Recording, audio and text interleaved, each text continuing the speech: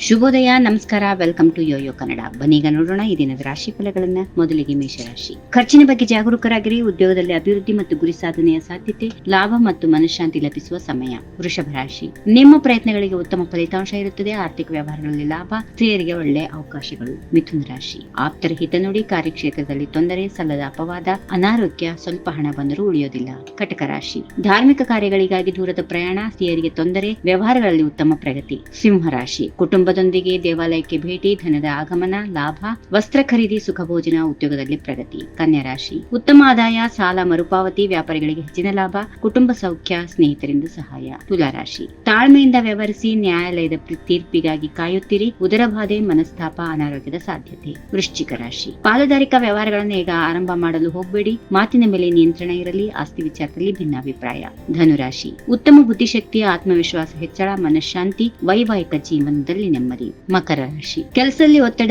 ಮಹಿಳೆಯರಿಗೆ ಅಶುಭ, ಮನಸ್ತಾಪ, ವಿವಾಹಕ್ಕೆ ಅಡೆತಡೆ, ಮಾನಸಿಕ ತೊಂದರೆ. ಕುಂಭರಾಶಿ. ಮನೆಗೆ ಹಿರಿಯರ ಆಗಮನ, ಸಾಲದ ತೊಂದರೆ, ಸುಖ ಭೋಜನ, ಸ್ನೇಹಿತರ ಭೇಟಿ, ಅನಗತ್ಯ ಪ್ರಯಾಣ. ಕೊನೆಯದಾಗಿ ಮೀನರಾಶಿ. ವಾಸಗೃಹದಲ್ಲಿ ತೊಂದರೆ, ನೆಮ್ಮದಿ ಇಲ್ಲದ ಜೀವನ, ಶತ್ರುವಾದ, ಅತಿಯಾದ ಭಯ. ಹೀಗಿವೆ ಈ ದಿನದ ರಾಶಿ ಫಲಗಳು. ಸರ್ವರಿಗೆ ಶುಭವಾಗಲಿ. ಶುಭ ದಿನ. ನಮಸ್ಕಾರ.